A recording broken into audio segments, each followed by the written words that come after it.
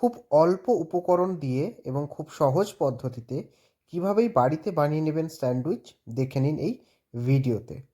এখানে তার জন্য প্রথমে আমরা নিয়ে নেব একটা ব্রেডে আমরা একটা চাটনি ইউজ করেছি, যেটা হচ্ছে ধনেপাতা, পুদিনা পাতা, সামান্য পরিমাণে একটু তেঁতুল, লবণ দিয়ে একটা পেস্ট করে চাটনি মতো করে রেখেছি।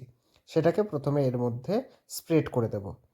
তারপর এর মধ্যে আমরা দিয়ে দেব আলু সেদ্ধ।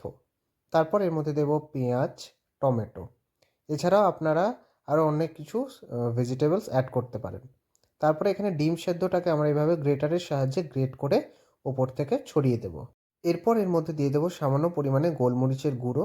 তারপর ব্রেডের আর একটা পোর্শন নিয়ে সেটার উপরে বাটার স্প্রেড করে দেবো।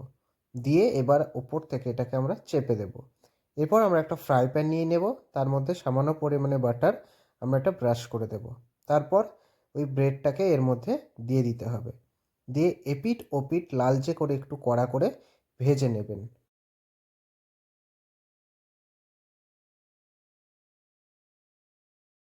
এভাবে এপিঠ ওপিঠ লালচে করে ভেজে নিলে রেডি হয়ে যাবে কিন্তু এগ ভেজিটেবল স্যান্ডউইচ। আপনারাও বাড়িতে ট্রাই করুন আর অবশ্যই আমাকে কমেন্টে জানান কেমন হয়েছে রেসিপি। যদি ভালো লেগে থাকে অবশ্যই আমার চ্যানেলটিকে সাবস্ক্রাইব করে নেবেন। যারা এখনও সাবস্ক্রাইব করেনি প্লিজ আমার চ্যানেলটিকে সাবস্ক্রাইব করে দিন আর বন্ধুদের সাথে শেয়ার করে দিন। ধন্যবাদ।